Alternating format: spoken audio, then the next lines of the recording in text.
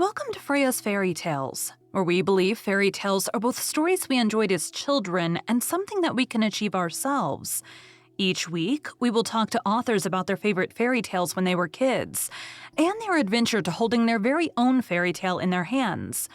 At the end of each episode, we will finish off with a fairy tale or short story read as close to the original author's version as possible. I am your host, Freya Victoria.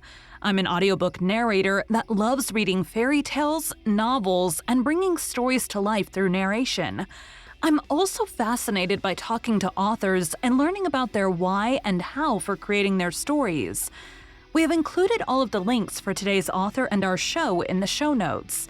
Be sure to check out our website and sign up for our newsletter for the latest on the podcast.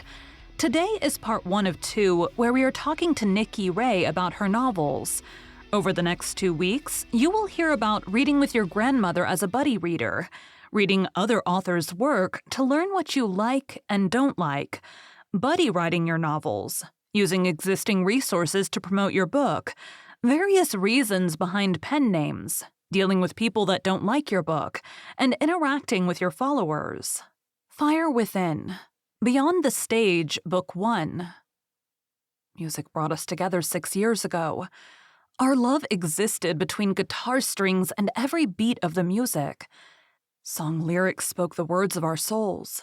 Words only meant for us. He was a coworker at my first job, a record store. So many great songs surrounded us, but I was only interested in what our song would become. With Kelly Shane, I found the first love song that filled my soul with fire, but he also introduced me to my first sad song. Heartache that filled my veins with ice water. Marketing a new band has brought us back together. Going on a 3-week tour with Kelly is not how I pictured our reunion. I'm not sure I can trust him to have my back, let alone confide in him. But what worries me the most? What if my heart decides to trust him without my permission? The show is Freya's Fairy Tales, and so that is fairy tales in 2 ways. Fairy tales are something that we watched or listened to or read as kids, and it's also the journey of you spending weeks, months, years working on your book to then get to hold that in your hands is a fairy tale for you as well. Mm-hmm. So I like to start off with, what was your favorite fairy tale when you were a kid, and did that favorite change as you got older? My favorite fairy tale. That's a good question. I don't know that I've ever thought about that. I would have to say, um, Little Red Riding Hood. Yeah.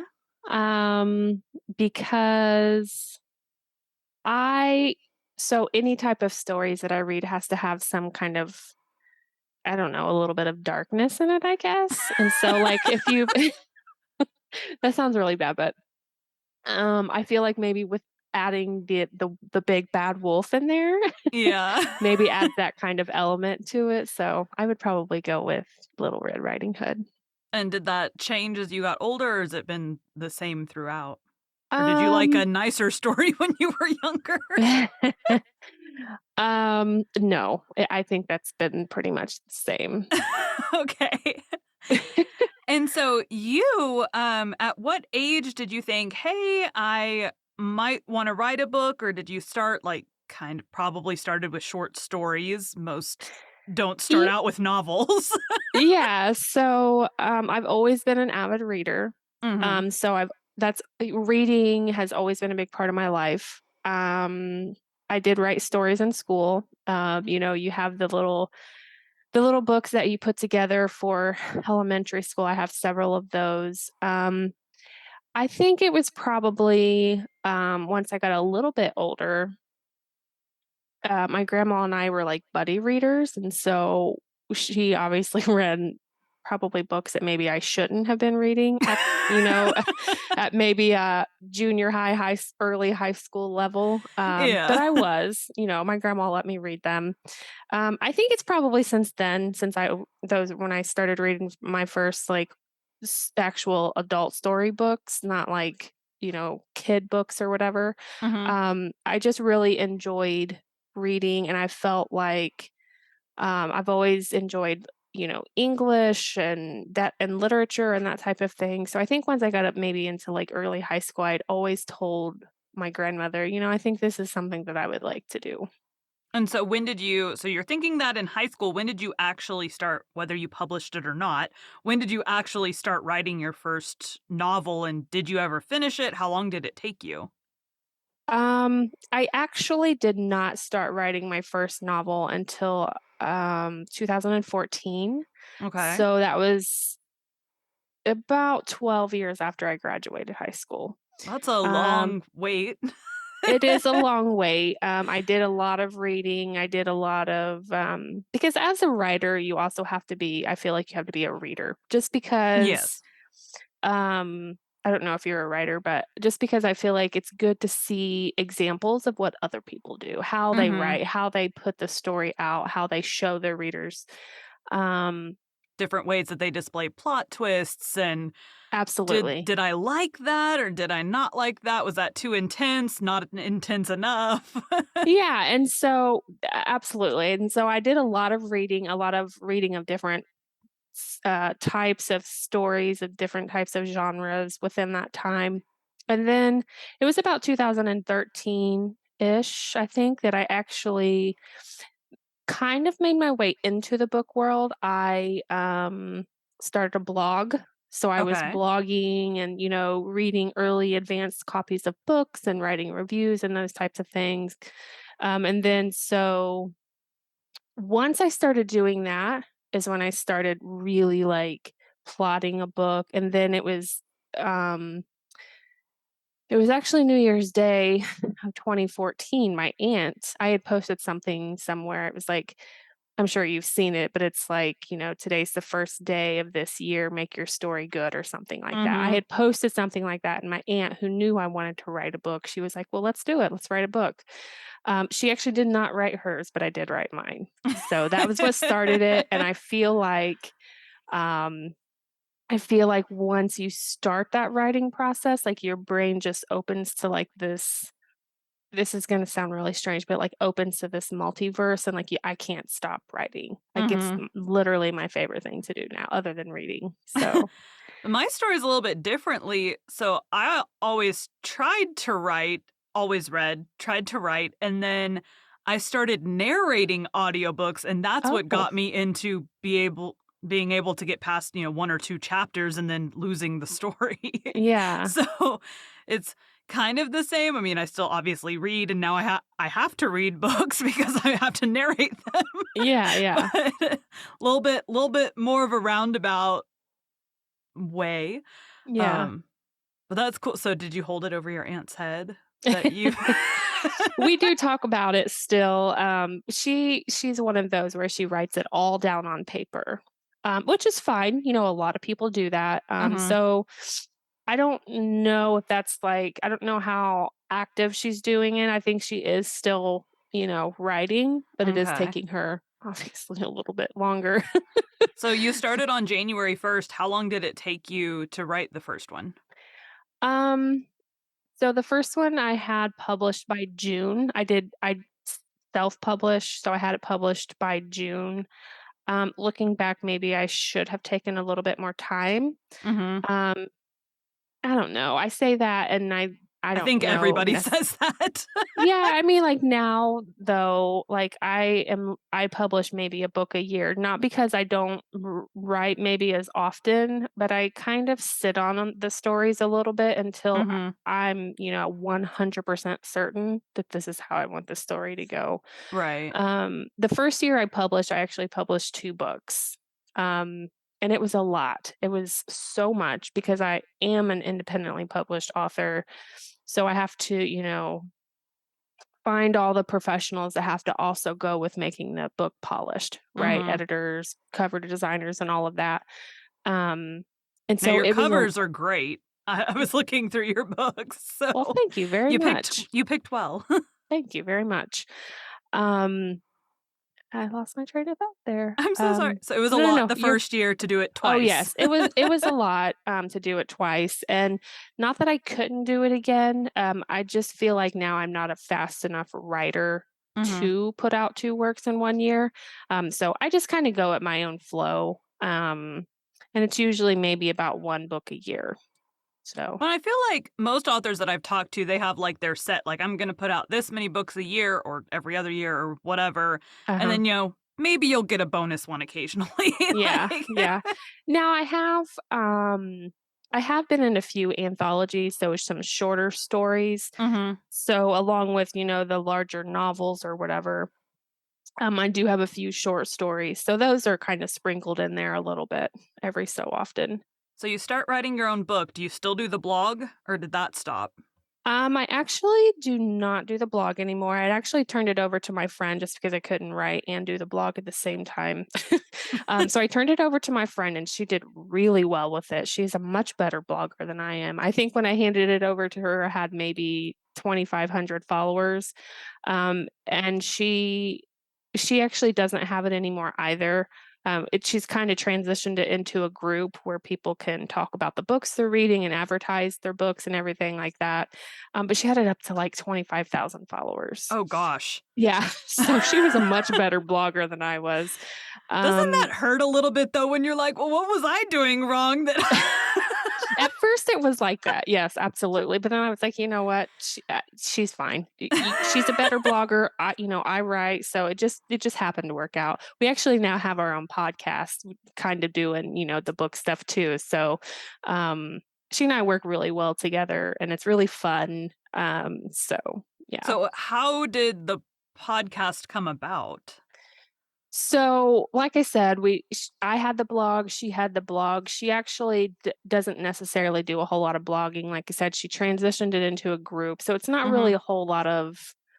I Upkeep. mean, we moderate it, but it's not. She's not really like reviewing. I wasn't really doing a whole lot of reviewing anymore, and we kind of missed it.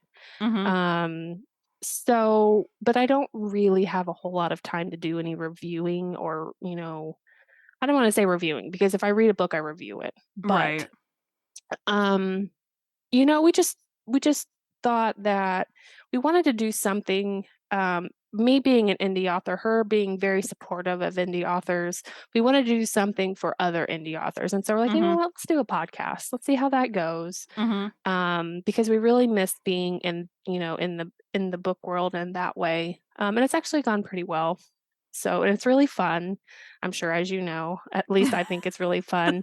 We're on kind of a I hiatus. only have 3 podcasts, so Oh, that's it. that's it. I saw someone post in one of the podcast groups on Facebook, and they were like, "It's kind of like tattoos. Once you get one, you can't stop." Yeah, and I actually thought about starting one, just for myself, like, and for my book writing specifically, but I was just Mhm. like, "I don't know. I don't wanna put myself out there too much because I also have a full-time day job, so, Same. um yeah, so it's a lot, so, yeah, we're on a hiatus right now, but we'll probably start back up, after the 1st of the year. Okay, so you put out 2 books your first year. What were you doing to promote to get people to buy them? What did you do in that first year? Or did you Marketing do is anything? Yeah, so marketing my own books is very tough. Um, but being a blogger first, I had a lot of blogger friends. Mhm. And so I was able to, pull together some blogs who would like do blasts and reviews and things of early copies of my book for them. It's actually marketing has come a long way, and maybe it's just for me. I didn't know what I was doing in 2014, but now there's like, Amazon ads and Goodreads ads and BookBubs and those types of things. Mhm. So those are all options that I have utilized. It's also social media, and the big one now is TikTok. Like book Yeah. talk on TikTok is huge. Mhm. So I have a little bit of traction there as well. If you've never seen me around, I'm in there too. Yeah. I don't know if I have actually. I have to look you up. Now, I have to ask, I do narrate audiobooks, and I notice you don't have any yet. Are there plans for that at some I point? Yeah, I actually just started getting into, first of all, my personal self listening to books. I can devour so much so many more books now by listening to audio. It's like an addiction to me now. Like I am constantly having my headphones on, listening to audiobooks. You can do your housework while listening. It's just perfect. Right. But anyways, yes, I did notice that I'm kind of scared of audiobooks, to be honest with you. Um, but I did just notice that Draft to Digital has a program. I'm sure you know what it is. Voices something or other that I was looking into about putting some of my books in audio, but I'm not there yet. Yeah, I get most of my work from ACX, and Uh so huh. that's like the Amazon equivalent of Draft to Right. Digital. I don't work with I have accounts on the other ones, but the other ones are very much like they wheedle down the list for the author, and so, like, not every narrator has an option to audition for every book. Oh, So okay. I have yet to get an audition request from any of the other ones. Oh, gotcha. So I'm like, "All right," but I'm staying busy with ACX and with authors that find me or I find on Okay. TikTok, so Well, I may have some questions for you then. hey, I am totally happy to answer them. Awesome. So I Awesome. started narrating about a year ago, a little over a year ago now. So Do you not love it not a or long time. Oh, absolutely. yeah. Absolutely. It's one of those and I tell people this all the time. So I take on a lot of like newer authors that don't have big budgets to spend thousands of dollars on audiobook productions. I work a day job that pays all my bills just fine, so I can do that. Yeah, okay. But it was something that I'm like, I would sit on my couch for years, sit on my couch, binge reading everything. Uh-huh. And I'm like, I just want something that I can make money reading books. Yeah. So I'm like, is there a way, I would Google, is there a way to make money reviewing books? Is there a way to make money doing whatever? Never even considered that audiobook narration was an option. Well, I think too that it's just really gotten more prominent recently Mhm. in the last few years Well, and too. I stumbled across some very clickbaity make $1,000 an hour narrating audiobooks, and I'm like, "Okay, that's clearly clickbait, but But it is a good can idea. can a random person, like, start doing that?" And Yeah. yeah, yes, they can. So, I got Well, the you have a nice little great speaking closet. voice, so I see that. Yeah. Yeah. Well, and it's the same with authoring, like, you put yourself out there and you're like, "Oh, no one's gonna like it. It's not" I'll maybe land, like, 5 books and then, like, that'll be it. I haven't taken a break since I started, Well, like, that's good. I just keep I had a break around Christmas because I intentionally gave myself a break around Christmas last year, and now, I mean, I'm booked in advance quite a ways now because I take on a lot of royalty share projects and newer authors and I've got a couple publishers that are like, "Hey, you don't ghost us, so we're gonna keep giving you books because you get Yeah, them done." hey. Right, right. That's awesome. So, I do often wonder if you don't mind me asking, do you, like, read the books first and then narrate them? Like, that's kind of a process that, like, I'm very So I very feel like intriguing. every narrator is different in their process. For a nonfiction, I do not read those ahead of time because, I mean, worst case, you're gonna have to look up words you don't know how to say. But Mhm. I mean, the subject matter doesn't matter. So, I mean, it could be Right, a medical book, it could be a horse book. It doesn't matter what you're talking about. It's a nonfiction. right, Now I perform them slightly better than dry reads that you will usually hear. But it's nonfiction. You don't have to know, oh, this scene is real soft and quiet, and oh, this scene is going to be action packed, so you need to speed up your talking. So I do for fiction, which is all I do now. I read them ahead of time and I will take notes. I have like a Google sheet where I'll note, like in chapter one, these characters speak. Is it a male or a female? What mhm. character traits are said about, or just, if the person talks and they're very rude, I'll put in rude in like character notes. So then when Yeah, I'm going through and actually narrating it, I know kind of what voice to pick based on, the read of the book. right, Um, I mean, there are some times where there's characters where they're just kind of not a bland character, but they just don't have any like super distinguishing characteristics. And so I'll just give like a very generic y voice to them. But for the most part, your main character is going to be my normal voice. Main male character will be my normal male voice. Like I have like set ones that I use, and then like the blonde will have a more bubbly voice, and unless she's a bitchy blonde, in which case she'll have more of Right. that tone. Right. But yes, I do read ahead of time, and most narrators that I know also read ahead of time for the same reason, to get a feel for the story and the characters and all of that. Well, that's very interesting. It's interesting, and I've definitely gotten better at the process. Like, the beginning, I would just, like, read through the book, take no notes at all, just, like, read through the book, and I'm like, "I'm good to go." And then I got a couple complicated books with a whole lot of characters, and I'm like, "I need a way to organize this Yeah. mess." Yeah, yeah. When I you can go see from, that. like, one, like, a normal romance with, like, a male and a female and the few side characters that keep the story moving, to, like, some epic fantasy where you've got 100 characters. Right. Yeah, I can certainly see that for sure. So what is your so I imagine at the beginning with your advertising, you said you had your friend bloggers kind of blog about it, but you didn't really know about the ad stuff, or they weren't available back then. So you've kind of not perfected, but I gotten don't better wanna at that say process. yeah, I've definitely not perfected it, but yes, I have figured out a little bit more into the ad process. Mhm. And I think too, social media has um, gotten wiser to the fact that authors are probably making a little bit more money using their services for free. And so I've noticed that if you don't pay for ads on social media, they're probably not going to get as seen as much. Mhm. And so that's another thing. That's another aspect is like now it's like um, you can post.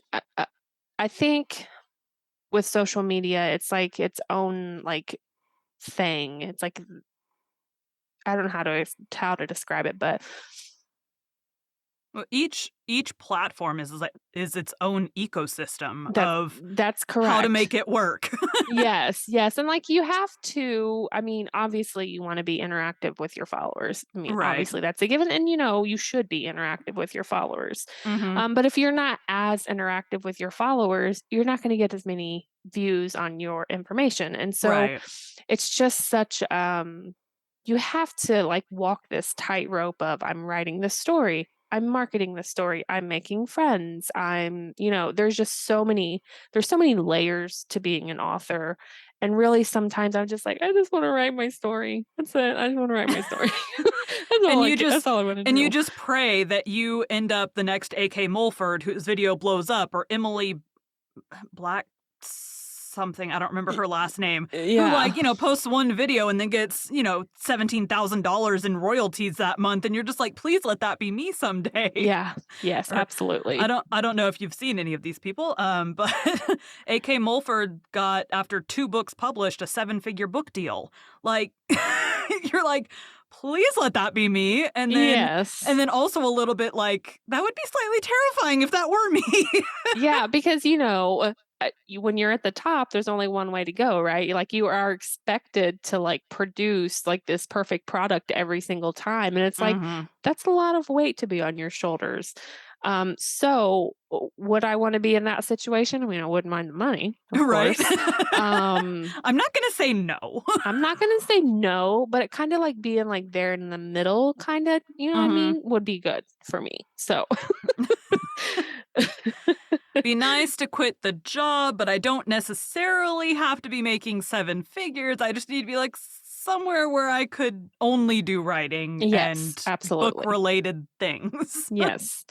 I feel like right now, I feel like I could definitely do a little bit of better time management for myself, but I feel like right now I don't, um my time management is not the best for trying, um, or for being able to only be a writer. If Mhm. I, had a little bit of better time management skills, I think I probably could do a little bit better than what I'm doing, Mhm. but I am not there right now. Um, I like writing. I love publishing stories. Like, it's so cathartic for me to just sit down and put my headphones on and listen to music and just Mhm. write whatever, um, but the rest of the stuff is just a lot. Yeah. It's a lot. So, So, where do you get the ideas for your stories from? oh goodness. Everywhere, anywhere. It could be I'll tell you one of my stories, it actually was my first story. I was writing it and I had come to a section where I'm like, I'm not really sure which way this story should go. Cause even though I do like loosely outline the book, I don't have everything pinpointed of what's going to happen. Right. Right. So I was watching TV instead of writing. I was watching TV uh, and a commercial came on and it was a tire commercial. Right. And the song in the background mixed with what was happening, like this guy had like this I don't remember exactly what happened in the tire commercial, but she had a flat tire and she had called someone to help. But between the story that was happening in the commercial and the music that was happening in the background, I was like, that's it. That's what I'm gonna do. So I mean, inspiration comes from a lot of different places. In the shower, mostly, long car rides. I have two brothers that live down in. I'm from Indiana, and I have two brothers who live down in Tennessee. So that's like a good 5-hour drive. Mhm. And I actually drove there and back by myself one time and like plotted my whole book I was working on. Um, and pretty much just wrote it from there. So it can come from anywhere at any time of the day or night. So, do you use, like, notes on your phone to keep track of this? Or Oh, yes. Yes, I do. Before I started doing this, like, I just have notebooks everywhere. Notebooks everywhere with notes everywhere. I'm like, "Okay, I need to do a little bit better with this." So, yes, I started using my notepad and you should just see it. I just have pages and pages on my phone of on my notepad on my phone of just like and some of them have like 3 words on it that like would help me remember of something that I was thinking of. or you I don't hope? know. I hope that's what I was getting ready to say. I hope maybe 4 years down the road when I finally get to that story, I'll be like, "Red shoes. Like, what am I supposed to do with that?"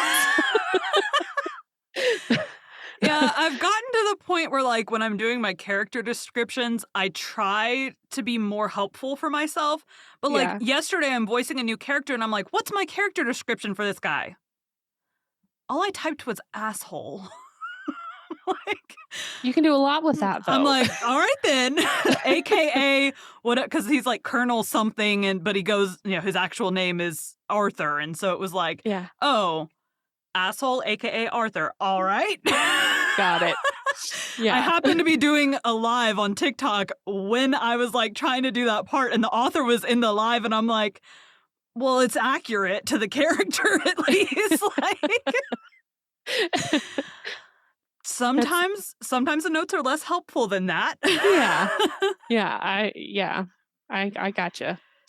And sometimes it'll be, like, a reminder thing of, like, I had one of the characters, there's, like, a scene where she's not sure who's talking, so I had put, like, "Hey, it's this character, but," change his voice slightly so that it's not a dead giveaway who that was in that scenario where you're not supposed to know yet that that's who that is in that scenario. Yeah. So, but sometimes not helpful notes, but book writing is the same. It's, your notes are only as helpful as you being able to recall what the heck you were talking about. Exactly. That is exactly right. 3 words, man, those better be 3 perfect words because I'm not That's sure. Did the main character, is she supposed to be wearing red shoes? Is she a stripper wearing red shoes on the pole? Is I she, like, a businesswoman that likes to wear red Yeah, Louis so I Vuittons? don't have Like, quite as many of the 3-word, notes. as I do, like maybe a full paragraph or something, but I do have a couple of them, and I do every now and then go through and like clean it out because I'll use whatever notes are in there, and then I'll go through and clean out what I've already used, and I'll see some of them, and I'm like, what am I talking about here? We'll leave it. We'll try to figure it out later. Yeah. I had too much going on. I'll figure out what I'm doing with these damn red shoes later. What was the note before it? What was the note after it? Maybe Right. we can figure it out in context. Where was my brain at the rest of that, week or month or whatever? Yeah. Yeah. And sometimes you won't use them, and that's okay. I mean, at the Yeah. time I thought, this is a good plot line. I can maybe build from this. But when I come back to it and that spark isn't there anymore, it is what it is, you know what I mean? Yeah. So, Yeah. So I started writing, I guess towards the beginning of this year, I started. What happened was I couldn't manage to land a fiction book to save my life to narrate. So I'm like, I'm just going to write my own. there you So go. I started and then I started landing fiction books. But then around my anniversary, I'm like talking to my husband about my book, and he's like, oh, I've had since I was in junior high this idea for this book. So I got him writing. And Awesome. but then he'll get bored or he'll have another idea. So now he's got 2 books he's kind of working on side by Mhm. side. When he gets bored of one, he'll work on the other and he goes back and Mhm. forth. I had one, I got bored. I wanted to do something with mythology, so I bought all the books to research the mythology, and then I got completely booked up on narrating and don't have time to read any of them. Yeah. So I'm like, well, that's what you get when you give yourself a full-time job plus narrating full-time plus 3 podcasts. Yep. That is what Exactly. you get. Exactly. That's kind of why we're on a little bit of a hiatus right now on my podcast because um so we usually try to do about 12 or 13 episodes per season, and then we take a small break. We've Mhm. taken a little bit of a longer one this time because my mom actually got sick at the beginning of the year, so I've been doing a lot of, things with her. And then my son is a senior in high school this year, so he has a lot going on. And then him and Yeah. I went on almost a 2-week trip to Europe in October with his school. And I just got to the point where I was like, I cannot do one more thing. And Yeah. so we ended our season, and I told my co-host, and I was like, okay, we need to take a break. Mhm. Because I was to the point where I was like, I don't even want to do this podcast ever again. And I knew that I wouldn't continue Right, to it wouldn't feel that last way. forever, yeah. Yeah, I just needed a break. And so that's kind of why we're on a little bit of a longer hiatus now. So, So, I start narrating last September, and I was landing fiction or nonfiction, mhm. and I'm like, "Oh, we just need to practice our fiction." So, I start a daily fiction podcast. Daily. Daily. Daily.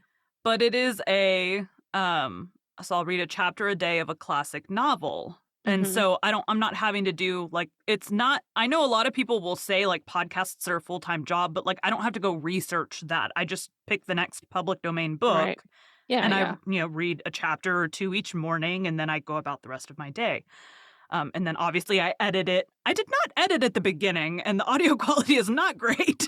Yeah. They are edited now. They sound much better.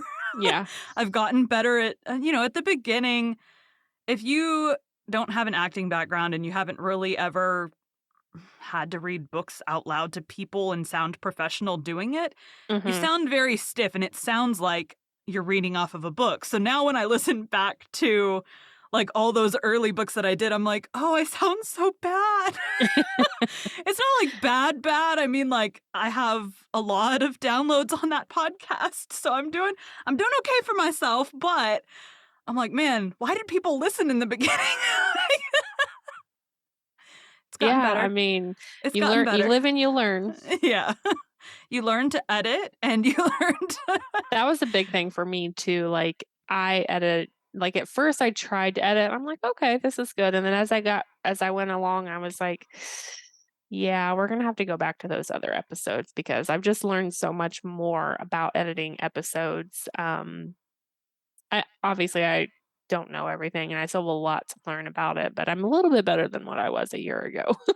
Well, I listened to one of your podcast episodes, the Bridgerton one. So I was Uh-huh. like, I just wanted to hear your podcast ahead of time. So I was listening to the Bridgerton one and I was like, this is actually I think I only got like halfway through it because I was like trying to do one job and I finished doing what I was Right, doing. right. So Well, I I ran out appreciate of that. time, but Thank you. I enjoyed the episode. So it's still on my like continue playing Mhm. thing on my Apple Podcasts. Yeah. Well, So thank you. I what is appreciate your, that. so you're learning the editing with the podcast. How does your editing process for your books go?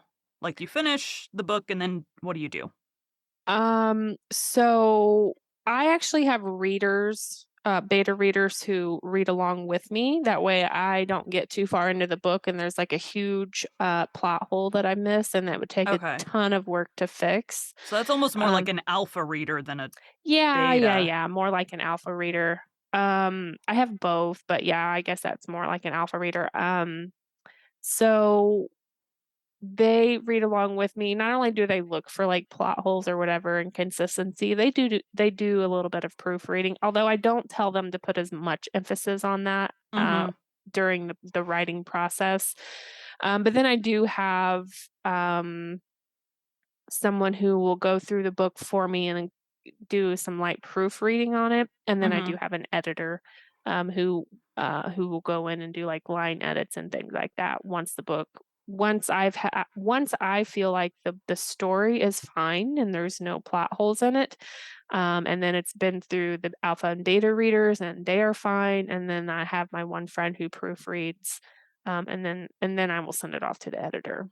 My biggest problem, though, is I still am one of those writers who I feel like I need to make sure I edit as I go instead of Mhm. just writing and then going back and editing. I don't know why I still do that because I know a lot of writers are like, "No, just get your words down on the paper and then you can go back later and do it." For me, it does take longer. That's why I'm not a fast writer. At I the end just of the feel day though, you have to do what works for you. As yeah, long as you're getting from idea to finished book, not everybody's way of working is right. going to work. Just like with narrating, it's the same thing. There's a lot of narrators that will narrate their script based on like this character's in blue and this one's in red and all of that. For me, seeing all those colors is going to be incredibly distracting and it Yes. doesn't work for my brain. Yeah. It's not everybody's process works for everybody. Right. Um, Right. but yeah, that's my husband is dyslexic, and so when he's writing, he's doing the same thing, and he will also have read it to him to make sure that he used the right word because his spelling is not great because of the dyslexia. And Right. so he's had a couple times where it's been reading to him, and he's like, "That's not the word that was supposed to be there." Yeah. So it's very Um, much as long as it works for you and you're not putting out, you know, not subpar, like, I do not subscribe to the indie books are not as well done as traditionally published books. I've found issues in both indie and right. traditionally I think Absolutely. indie has a tendency to have more authors that don't do any editing on their books, but there are as long as you're going through the process and you don't even necessarily if you have a really, really good set of beta readers and alpha readers that are catching all of those mistakes for Yeah, you, yeah. it may not even need to see an editor, but understanding where your shortcomings are and when you need to ask for help. Like you do a podcast, so you use your voice. You may not like your own voice for your own audiobooks. You could do it if you wanted to, Yeah. but not everybody wants to listen to their voice Yeah. for hours. And I had actually thought about that, but I don't think I could do it. There's other Oh, people out there like you who love to do narrations, and that is fine because that's just not something that I feel like I could do. My sister actually has a great speaking voice, and I've been trying to talk her into trying to try narration. I don't know if I'm gonna get her to do it, but she has a great speaking voice. just don't show her. I don't know if you've seen the video on TikTok of you can do this from your bed. It's like, I actually haven't seen that, but oh my gosh. It caused like a big uproar in like the narrator and voiceover community. They're like, what? I mean, you could, but it's not gonna sound good. Like right. that's like I mean, I've listened to a couple audiobooks where you can tell that they're either not properly spaced from their microphone, like they're too far away and it sounds like they're talking down a hallway, Uh-huh. or like, it just didn't really get edited at all, and you can hear a bunch of, like, noises in the background, and Mhm. I mean, there's an occasional where a noise may slip through because it's like, "Wow, I did that scene so well, but oh my gosh, there's a police car siren in the background." Yes. Yes. So you always have to ask yourself, "Can I do it better, or would I probably do it worse and I shouldn't touch it?" I Right. feel like that's the same with books too, though. Like when you're writing, can I write that better? You could probably always spend, extra years working on your book to make And it that's the better. thing too. I think that's my problem is, like, I spend so much time, like, rereading what I wrote, and I change it, and I change it, and I change it, and I just have to tell myself, "You are always gonna change this. Just Yeah. keep writing." You know what I mean? You can always write this better, and you will continue to change it if you just focus on this one section. So let's move on. And I actually, recently just found out, and I never thought I'd be able to do this. Generally, I would think generally, I have written my books in linear order. Start Mhm. here, go to the end. This last book that I just released a couple of weeks ago, I was stuck in the middle. I was completely stuck. And I was like, I don't like, I have this part and I know what's going to happen here, but I cannot get this middle to, like, line up with what I wanted to do. So I went ahead and I wrote the ending. I wrote the beginning, I wrote the ending, and I'm like, okay, I have these two sections. I have a Now we little gotta bit bridge it.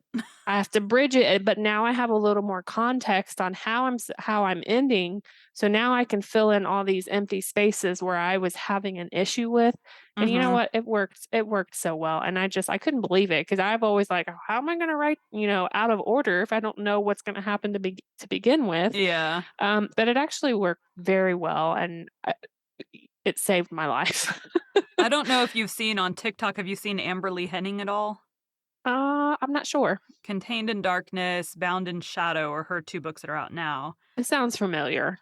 So she writes these, like, 120,000 plus word books, Oh, so wow. epics, Yeah, but she yeah. wrote the first 2, skipped the 3rd, and is writing the 4th so that she can go back and write the 3rd to make sure she ties up all the plot holes and stuff.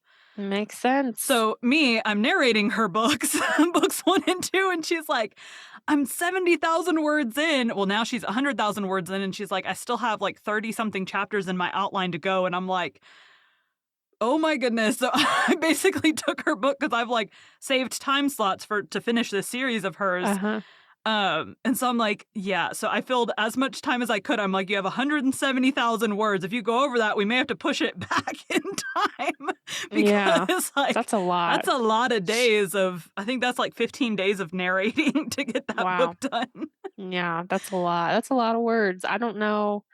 My books are not that long. I'll just tell you now. Yours are mostly romance, right? They are well, mostly yes. I do have one that's a thriller. I don't know if you saw Angel Face, but it's a thriller. She's an assassin. There is like a love story like woven in there, but it is not the main aspect of the story. Mhm. And then I have one that does have a romance in it, but it really is like it has a little bit of a darker theme to it. That one made me question myself a little bit. I don't know where that story came from, but it's a little bit of a darker story. It does have a romance in it, but it's more of like I don't even like I call it like a thriller, mystery, dark romance type of thing because it does have like a story like the way that I wrote it and I've gotten very mixed reviews on it, but the way that I wrote it was like like I went from I I started at present day and kinda every so often would throw in there,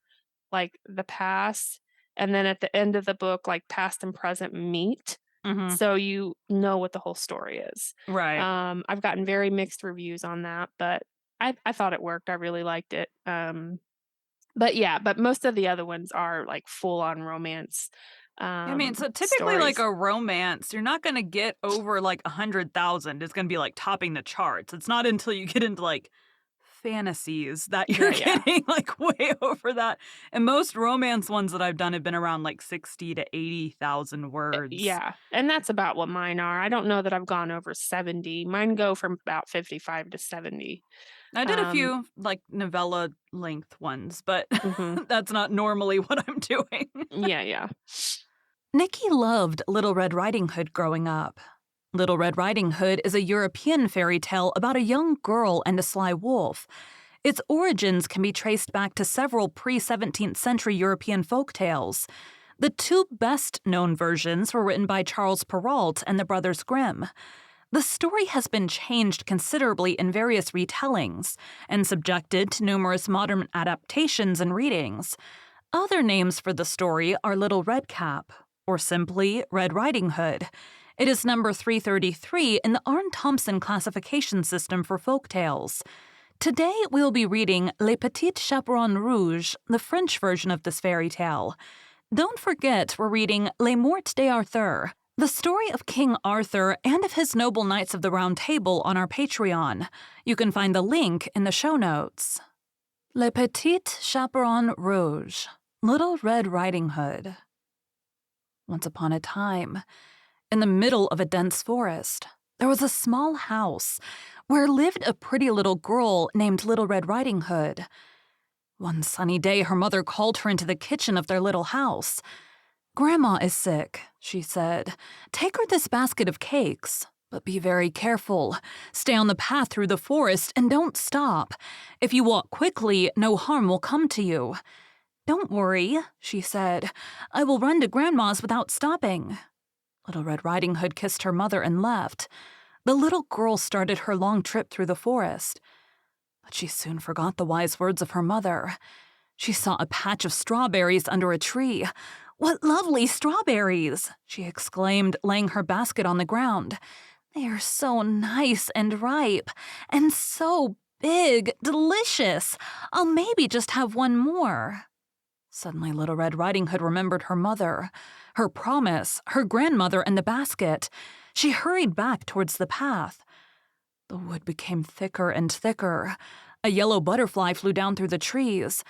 "Oh, how pretty!" she exclaimed, and she chased the butterfly through the trees. "I'll catch you!" And she saw some large daisies in the grass. "Oh, how beautiful!" she exclaimed. "Grandma will love them." And she picked a huge bunch of flowers. Meanwhile, two menacing eyes watched her from behind a tree. A strange noise in the woods made Little Red Riding Hood jump with fright, and her heart started to thump. "I must find the path and run away from here quickly."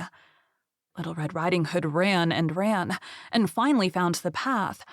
But as soon as she started to relax, she heard another strange noise behind her. A very big voice which said, "Hello, little girl. Why are you walking in the forest all alone? Where are you going?" "I'm taking some cakes to my grandma. She lives at the very end of this path," said Little Red Riding Hood in a very small voice. "Does your grandma live alone?" asked the wolf, for it was the big bad wolf she was talking to. "Oh, yes," replied Little Red Riding Hood, "and she never opens the door to strangers." "You have a very clever grandma," answered the wolf. "Well, it was very nice talking to you. Maybe we'll meet again." The wolf left thinking, I will first eat the grandma, and then I will wait for the little girl to come." The wolf arrived at the end of the path, where the little house stood. Knock, knock. The wolf knocked on the door. "Who's there?" called Grandma from her bed. "It's me, Little Red Riding Hood. I've brought you some cakes because you are sick," answered the wolf, trying his best to hide his big wolf voice. "Oh, that's marvelous," said Grandma. She didn't notice anything strange. "Come in." Poor Grandma. In less than 2 seconds, the wolf had jumped across the room and swallowed the old lady. Gulp. Then the wolf put on Grandma's dress and hat and slid into the bed. Soon, Little Red Riding Hood knocked on the door. "Grandma, it's me. May I come in?" The wolf tried to imitate Grandma's small voice and answered, "Hello, my dear. Come in." "What a big voice you have, Grandma," said the little girl in surprise. "It's to greet you better, my dear," said the wolf. "And what big eyes you have, Grandma." "It's to see you better, my dear." "And what big hands you have!" exclaimed Little Red Riding Hood, approaching the bed.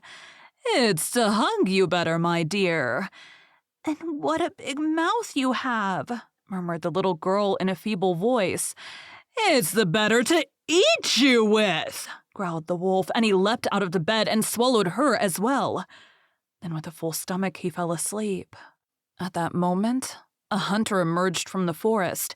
He saw the house and decided to stop and ask for a glass of water. He was looking for a big wolf who had been terrorizing the village.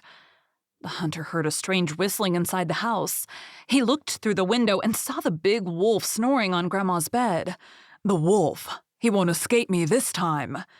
The hunter opened the stomach of the wolf, and to his surprise, out popped Grandma and Little Red Riding Hood, safe and sound. "Oh, thank you," said the old lady. "It's safe to go home now," said the hunter to Little Red Riding Hood. "The big bad wolf is dead. There's no more danger on the path." Little Red Riding Hood's mother arrived at Grandma's house when the sun was setting. She had been worried when her daughter hadn't returned home. When she saw Little Red Riding Hood, she burst into tears of joy. "Oh, you're safe!" After having thanked the hunter again, Little Red Riding Hood and her mother walked back home through the forest. As they were walking quickly under the trees, the little girl said to her mother, "We must always stay on the path and never stop. If we do that, we will stay safe." Thank you for joining Freya's Fairy Tales. Be sure to come back next week for the conclusion of Nicki's journey to holding her own fairy tale in her hands, and to hear another of her favorite fairy tales.